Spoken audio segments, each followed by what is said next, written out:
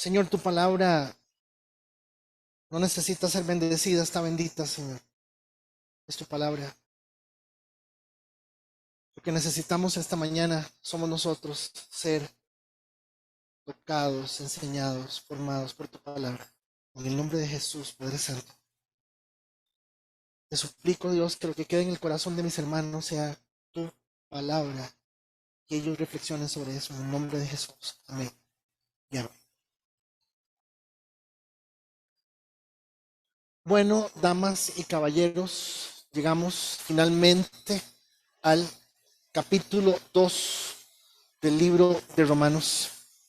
Llegamos al capítulo 2 y al llegar al capítulo 2 hay algunos detalles importantes que usted tiene que tomar en cuenta. En la Biblia no existe el capítulo 2. Originalmente Pablo escribió una sola carta. Pablo no le puso 1 o 2. Pablo no hizo eso. Pablo escribió, por eso es importante que usted lea la palabra, para que usted no se quede con lo que le dicen cuando está una persona adelante. No, usted no se quede, porque usted tiene que entender que mucho de lo que el texto dice viene corrido y usted tiene que entenderlo de esa manera. Lo siguiente que usted tiene que entender es que la carta a los romanos fue dirigida a la iglesia en Roma, en un momento en donde Roma empezaba a tener una serie de eventos importantes, un momento en donde ya la presencia de Dios, acuérdese, ya la presencia de Dios no estaba en Jerusalén. Ya Jerusalén no era la base fundamental de la presencia de Dios, porque el Señor les dijo, vienen días en que usted va a poder adorar en cualquier parte. Ya el templo de Jerusalén no era la base, no era el centro de las cosas. Aún así, para los mismos judíos, eso era muy importante. Entonces ya Jerusalén no era el centro del mundo, ni el centro de nada. Es más, estamos hablando de que la carta se escribe en el año 58, a menos de 15 años de que pasaran una serie de cosas espantosas, tanto en Roma como en Jerusalén. Otra cosa que usted tiene que tener en mente es que cuando se le escribe a los hermanos en Roma, Roma tenía aproximadamente unos 10,000 judíos, y también mucha gente se había convertido, digámosle, al cristianismo, al camino, realmente es como tengo que decirlo, se habían convertido, y ellos lo que estaban haciendo era que tenían una comunidad, una iglesia que le llamaban la iglesia en Roma. Sin embargo, por las cosas que está escribiendo Pablo, nos damos cuenta que la iglesia tenía particularidades que nos tienen que llamar la atención a todos, no solamente por lo que le estaba diciendo a Juan para que escuchara a Pedro, porque así funciona el Espíritu Santo. El Espíritu Santo funciona escribiéndole a Roma, pero hablándole a Lady, hablándole a Federico y hablándole a Paula. Yo quiero que usted me entienda que esa es la forma en que el Espíritu Santo habla. Para los que no se acuerdan, no han leído, no estuvieron, les recuerdo que el capítulo 1, básicamente el resumen del capítulo 1 es el siguiente. Básicamente, lo primero que Pablo empieza diciendo en el capítulo 1, vivimos en un mundo natural y es un mundo natural efectivo. Vivimos en un mundo natural y es un mundo natural efectivo. Ayer conversaba con una señora que es doctora, residente, internista en el hospital de Heredia, y ella me contó que tiene a la hija con un psicólogo o una psicóloga en Heredia, y entonces me pregunta si esta psicóloga o ese psicólogo en Heredia, que si es bueno o no. Yo le digo a ella, yo no sé, yo no conozco el nombre, no sé quién es la persona, pero sí de una vez le voy a decir que hay 22 escuelas de psicología. De las 22 escuelas de la psicología, solamente 2 escuelas son científicas, las demás escuelas son religión. Hay que creer lo que dice, lo que se dice. Por eso es que las iglesias están llenas de un montón de estupideces, de babosadas, de sanidad interior, de autoestima. Las iglesias están llenas de temperamentos, del temperamento controlado por el Espíritu Santo. Las iglesias están llenas de sentimientos, de sentir. Sienta la cosa, siéntala aquí, siéntala allá. ¿Por qué? Porque la Biblia no enseña esas cosas. La palabra enseña a ser maduro y a enfrentarse al dolor. ¿Me doy a entender?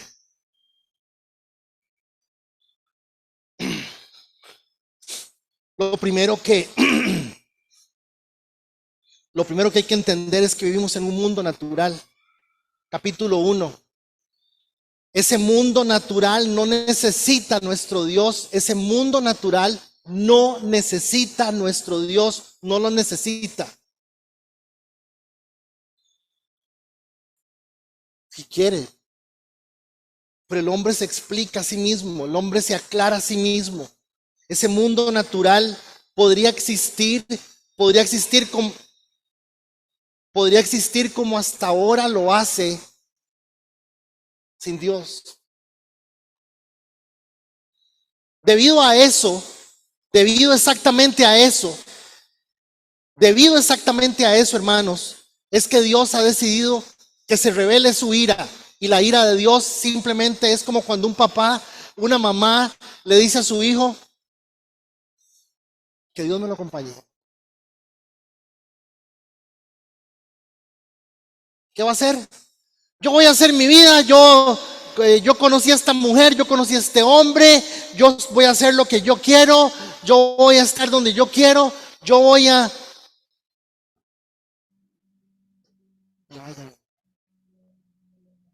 Dice la Biblia que es ira de Dios, que es juicio de Dios, cuando Dios deja que la gente viva en un mundo en donde la gente los domingos se reúne con una persona aquí que se declaró apóstol o profeta y le dice a la gente cosas en nombre de Dios, diciendo que lo que está diciendo es en nombre de Dios, y la gente llora y dice amén. Dice la Biblia que es juicio para la gente oír esas cosas.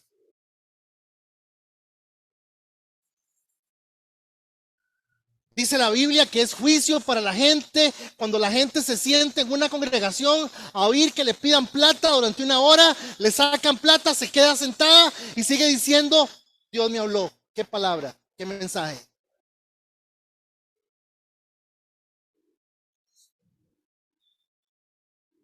Dice la Biblia que es juicio. Dice la Biblia que es juicio cuando usted está esperando durante un momento en un lugar, esperando sentir algo que no sentía, porque usted necesita sentir la presencia o el mover. Usted necesita sentir algo porque usted no entendió que la Biblia dice que estas cosas se entienden por fe y no por emociones. Entonces dice la Biblia 3 veces, capítulo 1, Dios reafirma que lo que Dios dejó revelado, una ira lógica y adecuada, Dios simplemente deja que la gente haga lo que le da. Dios simplemente deja que la gente haga lo que le da la gana. Y crean lo que quieran creer y haga lo que quieran hacer. Dios no se pone a pelear ni a discutir con la gente. Capítulo 1. Nadie está exento de condenación por su ignorancia. Nadie puede decir, yo no sabía. A mí me cuesta mucho concentrarme, a mí me cuesta mucho ponerle atención. El ruido en este lugar es muy difícil. El ruido, entiéndalo, es su vida, es la vida de su familia, es la vida suya. Lo que usted necesita no es a mí. Usted no viene aquí por el gordo, dijo Tita Dolly. Usted viene aquí porque necesita la palabra de Dios.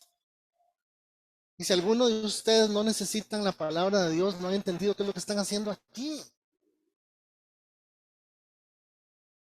Concéntrese y entiéndalo. Simplemente su alma y su corazón fue diseñado para la palabra de Dios, no fue diseñado para ninguna otra cosa. Finalmente, el capítulo 1 nos dice: el ser humano sin Dios o con su propio Dios se va a destruir solo. Somos egoístas, somos agresivos, depravados. Y la lista que viene exactamente en los versículos anteriores dice que los seres humanos nos vamos a destruir solos, que el diablo está pensionado hace tiempo, porque ¿para qué diablo si solos nos hacemos daño?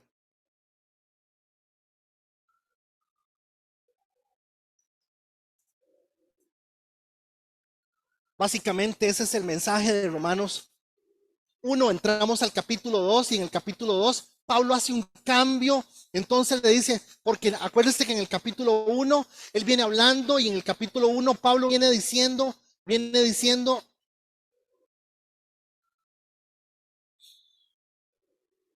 a finales del capítulo 1, Pablo viene diciendo, por pensar que era una tontería reconocer a Dios, él los abandonó a sus tontos razonamientos y dejó que hicieran las cosas que jamás deberían hacerse.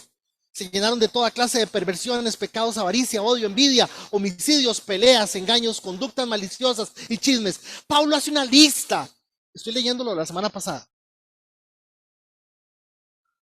Son traidores, insolentes, arrogantes, fanfarrones, gente que odia a Dios, inventan nuevas formas de pecar y desobedecen a sus padres. No quieren entrar en razón, no cumplen con lo que prometen, son crueles y no tienen compasión. Cuando los hermanos en Roma recibieron esta carta, levantaron la nariz y dijeron, qué relajo, a los romanos sí que son, qué desgraciados, son unos desgraciados, no ve todo lo que dice Pablo que son, es cierto. Los hermanos en Roma recibieron esta carta y lo que hicieron inmediatamente fue decir, claro, es cierto, por supuesto, los romanos son unos cochinos, desgraciados, depravados, no quieren entrar en razón, no cumplen lo que prometen, son crueles, no tienen compasión. Es cierto. Lo que no se imaginaron es que Pablo seguía escribiendo, y lo que dice exactamente en el capítulo 2, porque leyeron corrido, es, tal vez crees que tal vez crees que puedes condenar a tales individuos, por lo cual no tienes excusa.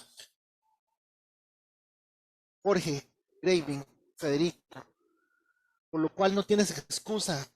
Donde quiera que usted, que seas tú quien juzgas, pues al juzgar a otro, a ti mismo te condenas, porque tú que juzgas, practicas las mismas cosas.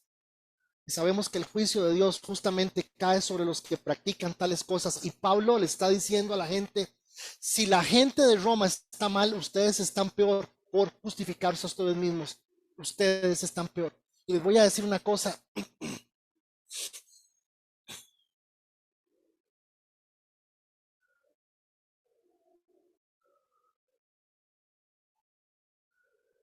Usted me pregunta a mí, ¿cuál es el peor pecado que cometemos nosotros? Se llama pensar que estamos bien.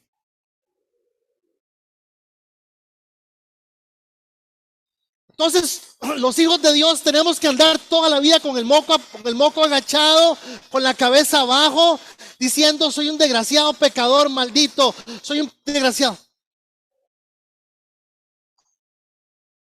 Porque también es pecado.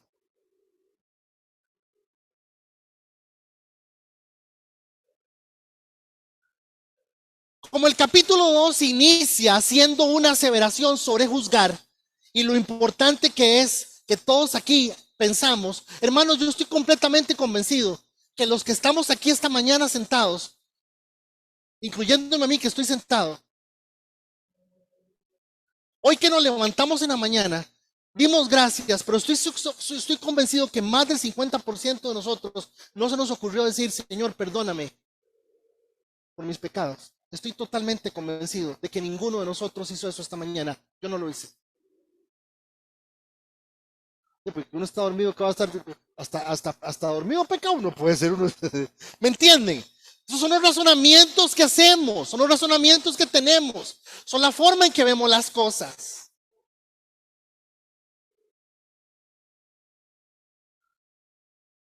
El problema no es ese. El problema es tampoco que yo me ponga a decir, todos somos seres humanos, todos pecamos, todos fallamos. Ahí estoy justificando otra cosa, ahí estoy entrando en otro tema, y ese no es el tema. Pero Pablo introduce el capítulo 2, damas y caballeros. Pablo introduce el capítulo 2 hablando sobre puedo o no juzgar, debo juzgar o no. La Biblia dice,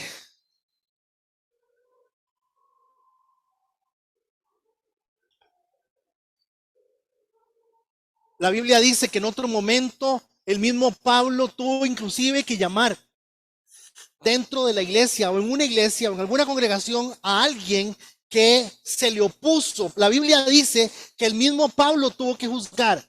Dice, entre ellos están Himeneo y Alejandro, y a quienes he entregado a Satanás para que aprendan a no blasfemar. Cuando Pablo dice que entregó a Satanás, no es que llamó a Satanás, diablo, diablo, venga, llévese Ernesto, venga, lléveselo, ya no me lo aguanto. No, no. Pablo no hizo eso, hermanos. Lo que Pablo dijo es, déjenlo. Déjelo que se friegue solo porque no se puede hacer nada con él. Déjelo. Eso es entregarlo a Satanás. No sé si usted me está captando lo que el texto está diciendo, pero el texto está diciendo que si usted no está en un proceso de Dios, está en un proceso del diablo. Sí me estoy comunicando. Si su corazón y su alma no están en un proceso de Dios, de hecho hay tres. El proceso humano, que es la psicología, que es lo que le encanta a la gente.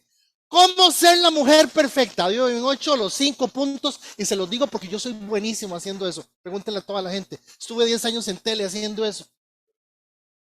Y a la gente le fascinaba las cosas que decía, porque es riquísimo y facilísimo hablar así. Y decir, ¿cómo ser la mujer perfecta? ¿Cómo ser el hombre ideal?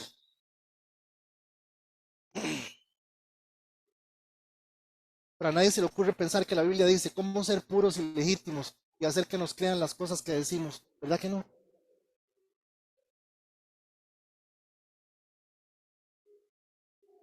Pablo tuvo que mencionar a un hombre ahí, Himeneo y Alejandro, y parece que esos Alejandros en la Biblia eran mal portados. Segunda de Timoteo 4:14, Alejandro el herrero me ha hecho mucho daño. El Señor le dará su merecido.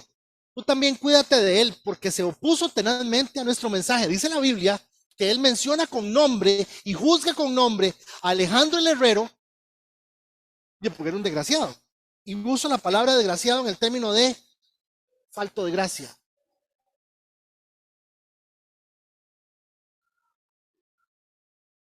Pablo le dice a la iglesia en Gálatas, Pablo le dice a la iglesia en Gálatas, me asombra que tan pronto estén dejando ustedes a quien lo llamó por la gracia de Cristo para pasarse otro evangelio, están juzgando. Y no es que ya hay otro evangelio, sino que ciertos individuos están sembrando confusión entre ustedes y quieren tergiversar el evangelio de Cristo.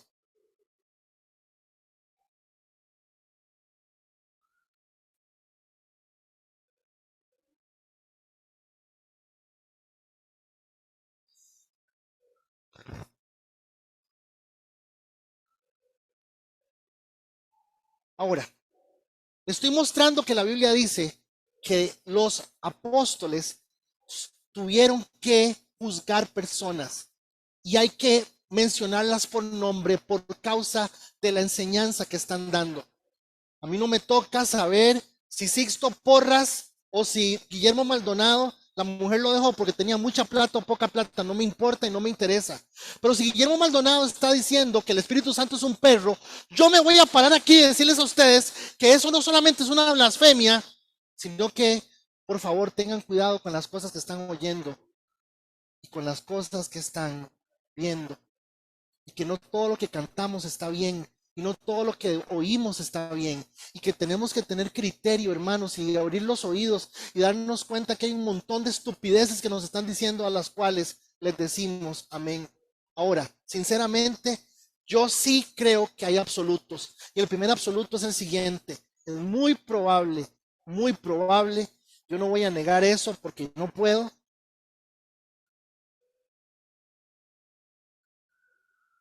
que haya más gente en el infierno condenada, no tanto por lo que no hizo, no tanto por lo que hizo, sino por lo que no hizo. Les voy a decir una cosa, nosotros los que sí pecamos, porque yo sí peco, aunque ustedes no lo crean, me ven así, buena gente. Nosotros los que sí pecamos, eventualmente como que nos da el cerebro y decimos, Señor, perdóname, Señor, límpiame, Señor, de verdad, qué bruto más chancho, perdóname. La gente que peca, digámosle que es la tendencia del ser humano a arrepentirse. Pero el problema con usted y el problema conmigo es que usted piensa que usted no peca. Y adivinen qué, cuando usted piensa que usted no peca, está pecando.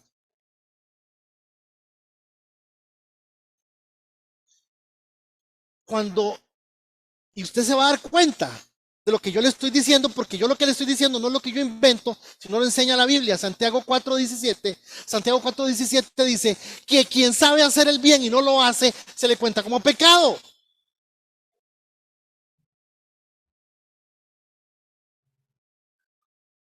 Entonces usted se va a encontrar en el infierno, ¿a quién? Se va a encontrar en el infierno a aquel, la garganta profunda, seguramente se va a encontrar a Madonna, seguramente se va a encontrar, yo no sé a quién más, o sea, ¿me entiende? Se va a encontrar a los malos.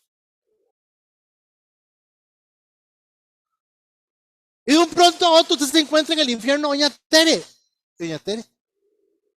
Y usted dice, mira, pero ¿por qué Tere está aquí? ¿Y Tere qué hizo? Nada. ¿Qué hacía Tere? Nada. Nada. No hacía nada. No servía para nada. Nunca hizo nada. Y dice la Biblia que es pecado. Entonces yo creo que hay más gente en el infierno por la gente que se cree buena y se siente buena que por la gente que ha hecho las cosas. El segundo absoluto, que creo que definitivamente no nos lo vamos a brincar, hermanos, es nadie puede hacerse santo a sí mismo. Nadie, nadie puede santificarse a sí mismo. Nadie. El mérito de la santidad o ser apartado nunca ha estado ni estará en nuestro propio esfuerzo y comprensión de la realidad o pecado.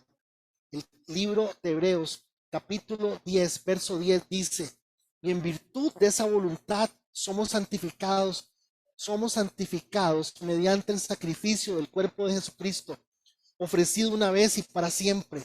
Es Jesús en nosotros quien nos lleva a la condición que Él quiere llevarnos. Cuando usted piensa que mejor está, es el momento en que Dios le dice a usted, mejor no haga nada, porque no importa hacer pupú una vez, pero usted vive con diarrea. ¿Me doy a entender?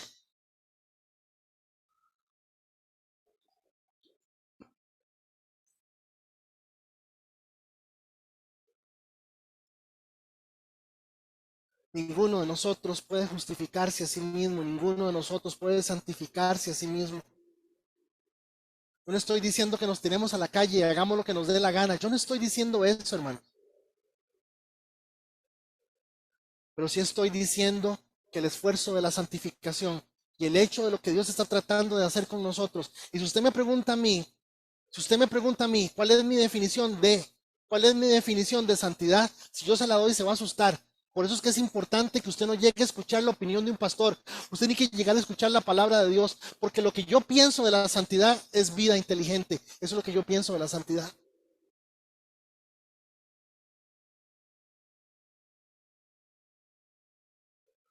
Yo dejé de preocuparme hace mucho tiempo de pensar en cómo voy a hacer para agradar a Dios. No puedo. Me toca renunciar a mí todos los días y decirle, Señor, estoy en tus manos, ¿qué voy a hacer?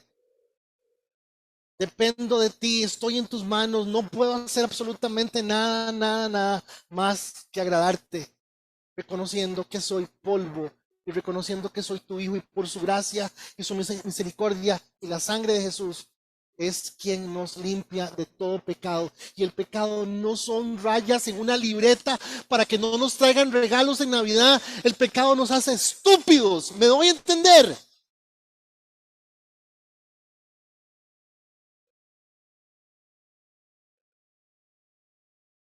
El pecado nos hace estúpidos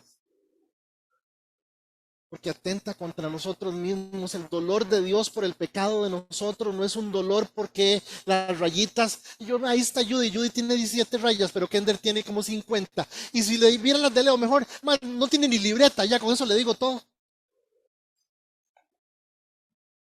Diría tu tata, ¿verdad? Diría tu tata, por cierto.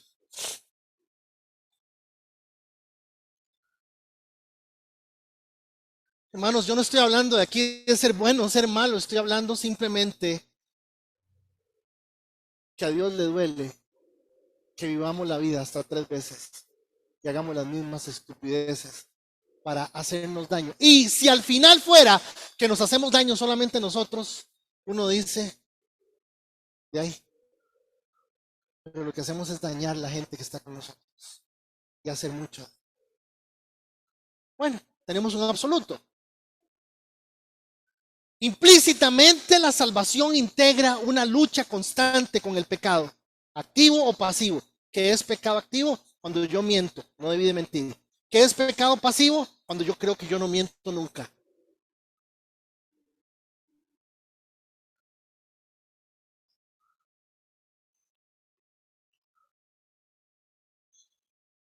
Un hijo de Dios quien constantemente no reconoce su vulnerabilidad o no es hijo de Dios, o quién sabe en qué Dios está creyendo o en qué estará poniendo su vida y su esperanza. ¿Quién sabe? Aquí ninguna persona se exime, ninguna persona tiene el privilegio de decir yo soy lo suficientemente bueno. No. Entonces, como ustedes pueden ver y como lo estamos analizando esta mañana, tratando de entrar al capítulo 2, como ustedes lo pueden ver, damas y caballeros, es inevitable no juzgar. Vamos a juzgar. Es más, la Biblia dice que si vamos a juzgar, juzguemos, no juzguen, no lo hagan por las apariencias. Y adivinen cómo juzgamos todos, incluyéndome a mí.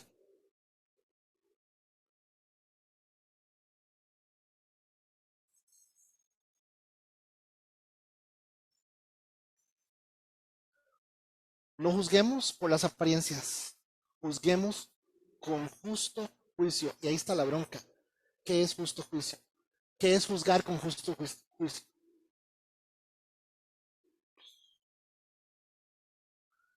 La verdad es que a todos nos va a tocar juzgar en algún momento y tenemos que hacerlo. Tenemos que hacerlo. La verdad es que juzgar es parte de la realidad que todos vamos a enfrentar.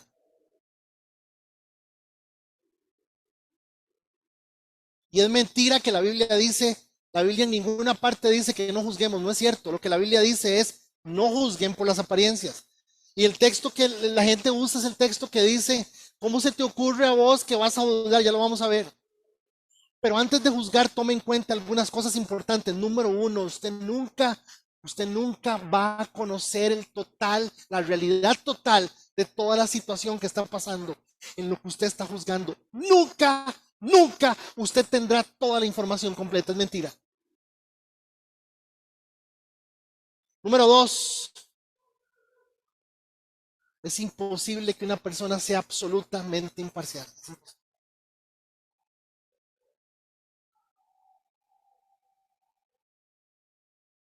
Número tres, nadie es lo suficientemente perfecto para señalar a otra persona.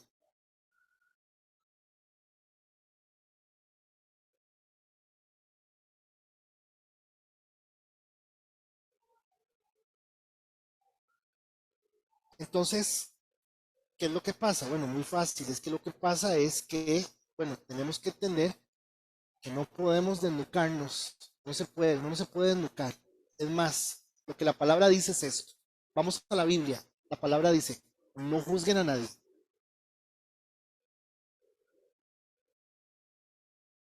Pero hay una coma. ¿Están viendo la coma? Muy bien. Ahí dice, no juzguen a nadie, coma, para que no, para que nadie los juzgue a ustedes. Noten que el condicional no está en el juicio, sino en que usted no se involucre. Me estoy dando a entender. Vuélvame a ver. Vuélvame a ver. La Biblia no está diciendo que no juzgue. Está diciendo que cuidado cuando usted va a juzgar. ¿Cómo lo hace? Porque si usted lo hace, a usted también lo van a juzgar. Lo que lo está previniendo es que al hacerlo, lo van a hacer con usted. Tenga cuidado. Sigue. Porque tal como ustedes juzguen, se les juzgará. Y con la medida que midan a otros, se les medirá a ustedes. Entonces, ¿qué nos toca?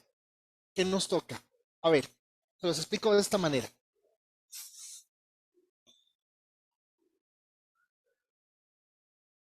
Rebeca viene de la formación de sus papás y Leo viene de la formación de sus papás. Rebeca y Leo llegan los dos con la formación que traen. La formación de Leo es la de Leo y la de Rebeca es la de Rebeca y a Rebeca le gustó como era Leo, y a Leo le gustó como era Rebeca en el momento en que se gustaron. ¿Me estoy dando a entender? Muy bien, ¿verdad? Ok, va. Dios sabe que la formación de Rebeca es imperfecta y Dios sabe que la formación de Leo es imperfecta. ¿Me están siguiendo? Ok, entonces vean. Simplemente lo que va a hacer Dios es hacer lo siguiente. Hacerle entender a Rebeca que Leo está en un proceso con él personal y hacerle entender a Leo que Rebeca está en un proceso con él personal. La obra que Dios empezó en cada uno, él la va a terminar. Y así es. Póngame atención. Póngame atención. Entonces, mientras Rebeca y Leo traten de sobrellevar sus vidas a partir de lo que ellos son y saben, eso nunca va a funcionar. ¿Me doy a entender? ¿Por qué no va a funcionar? Porque Dios sabe que entre los dos se van a matar. Díganme amén.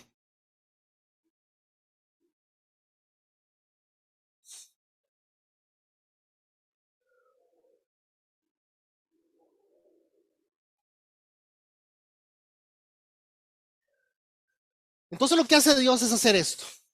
Dios tiene un principio. Y en el principio que Dios establece, le dice a Leo y a Rebeca, entre tanto ustedes se sostengan del principio, no hay nada que los desarme. Sí lo sostiene el principio. No hay nada que los afecte. Porque no lo sostienen sus personalidades, sus... Federico, usted está diciendo que una persona se podría casar con cualquier persona en tanto sea en el Señor. No lo digo yo, lo dice la Biblia.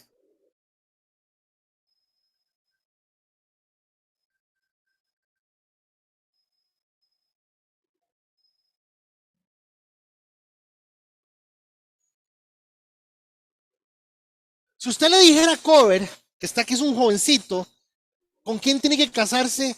Yo le diría, cásese con una mujer que simplemente respete a Dios más que a sí misma. Ame a Dios más que a sí misma. Y sobre todo, crea más en Dios de lo que ella cree en sí misma. ¿Me estoy dando a entender? En el momento en que usted entiende que lo que Dios enseña y lo que Dios da, lo está dando para que la gente viva, se da cuenta de que la gente ya no puede sostenerse con lo que tiene, porque nadie puede hacerlo. Y ese es un principio. Aquí está. De la misma forma en que vas a juzgar, vas a ser juzgado. Y así como usted mida a una persona, va a ser medido.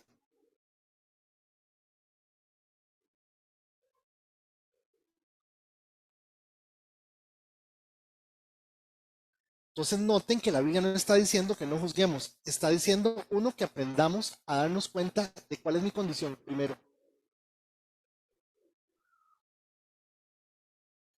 Lo segundo, la Biblia lo que está diciendo es que seamos conscientes que vamos a tener una reacción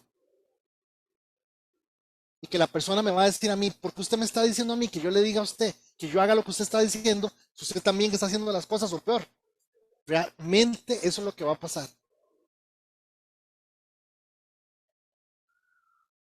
Óigame lo que le voy a decir. Usted no puede cambiarle la vida a nadie.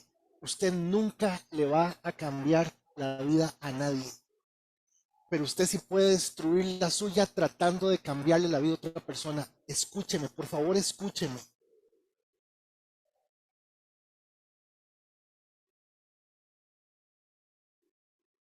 Usted se va a desgastar.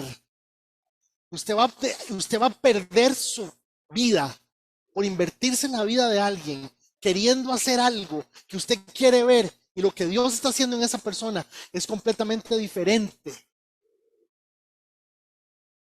a lo que usted quiere ver.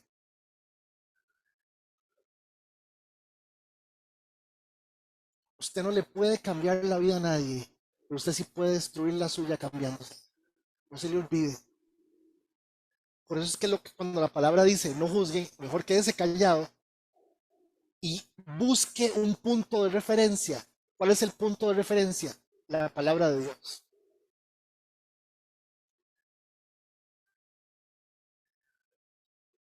¿Y qué dice la palabra de Dios? Es más fácil sostener la relación que tener la razón. ¿Me escuchó? Es más fácil sostener la relación que tener la razón.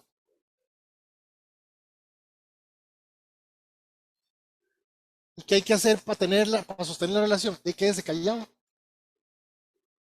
Mejor, ¿qué hago?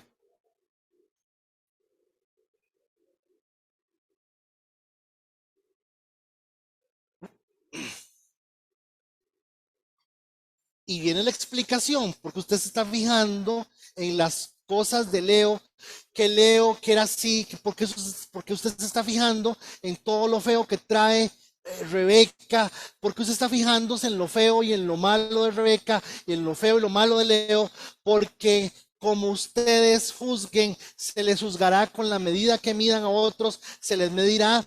Así es que, ¿por qué tenés que fijarte en la astilla que tiene tu hermano en el ojo y no le das importancia al tronco que tenés vos en el tuyo?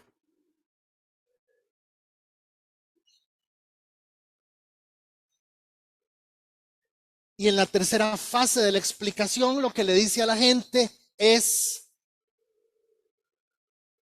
por estar usted tratando de arreglarle la vida a los otros, usted no se está dando cuenta de la suya. Y por eso es que está la palabra de Dios, porque la palabra sí es el referente para cada uno de nosotros. Entonces sí, tenemos que aprender a jugar. Termino porque ya se nos fue el tiempo. Sí, sí, tengo que aprender a juzgar. Tengo que hacerlo, porque inevitablemente lo voy a hacer. Si yo no lo sé hacer, estoy murmurando. La murmuración es pecado. No se les olvide que en esta iglesia nosotros enseñamos que el pecado no son rayitas para los regalos de Navidad. El pecado nos hace estúpidos y brutos. No oye el amén colectivo. Gracias, hermanos.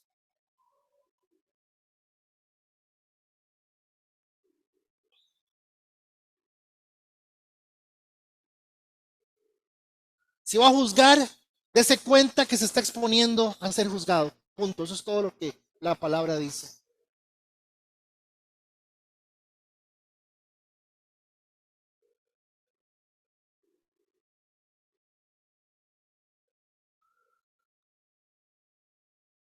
Si a usted no le gusta el pelo de Daisy, porque lo ve muy colorido, seguramente Daisy le queda a usted viendo y le dice, hey, yo aquí lo ando colorido, pero tengo pelo, usted que está pelona.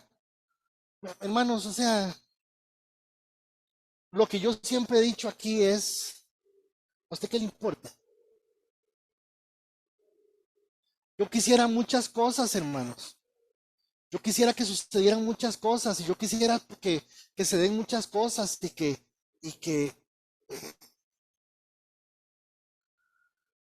y está bien, yo no estoy delgado y me canso y hago un montón de cosas, pero también no quisiera estar en el cuerpo de más de una persona que conozco que teniendo 70 kilos menos que yo, nadie se lo aguanta. Perdónenme, estoy buscando ejemplos de mi cabeza a lo loco porque me interesa que usted me entienda que usted se va a exponer siempre a alguna otra cosa, porque desgraciadamente siempre estamos buscando un punto de referencia. La peor comparación que una persona puede hacer es consigo mismo, no entendiendo que las cosas hacen que uno cambie. Sepa que se está exponiendo siempre al mismo rigor. Número dos,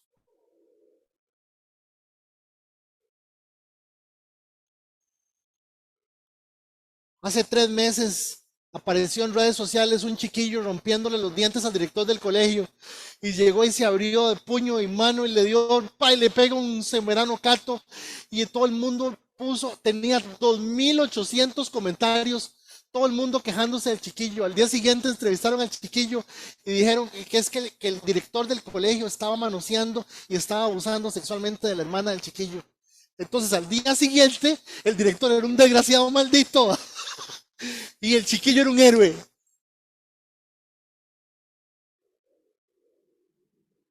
Hermanos, usted no puede ni siquiera creer en lo que usted piensa. Tiene que aprender a pensar lo que la palabra de Dios dice. Hay que tenerle cuidado a las redes sociales. Hay que tener cuidado a YouTube, a Facebook. Usted no puede ni siquiera, hermanos, miren, con todo lo que ha pasado, hasta uno ve las noticias y uno se queda pensando,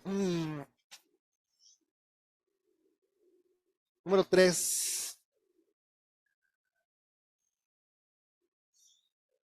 A veces el problema no está en que usted no esté señalando algo importante y usted pueda decirle a una persona que lo que está haciendo le está haciendo mal a esa persona.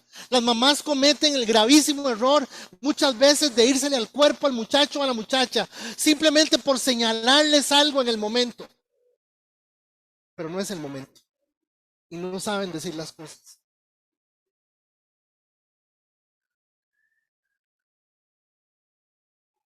Si vamos a juzgar, porque hay que aprender a juzgar, dice la palabra de Dios, tenemos que entender que Romanos 2 inicia diciendo que no hay excusa, no hay excusa. La ira de Dios está también sobre nosotros, los que nos justificamos, los que pensamos que somos mejores, los que pensamos que porque no decimos las palabras que oímos decir otras personas.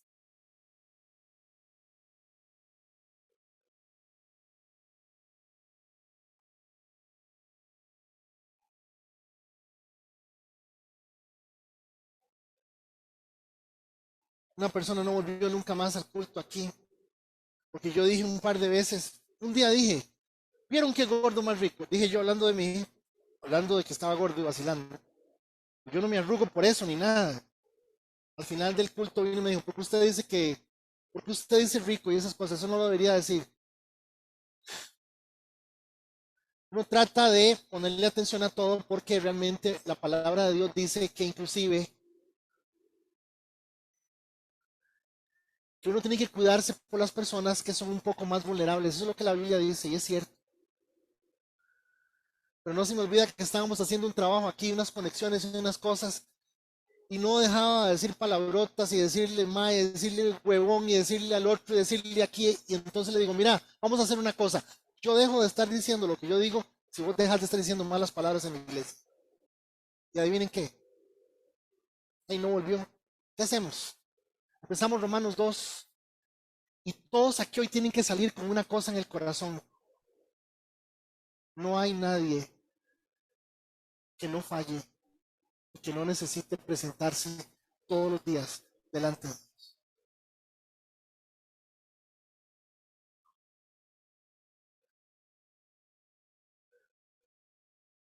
Y que somos buenos para mover la lengua.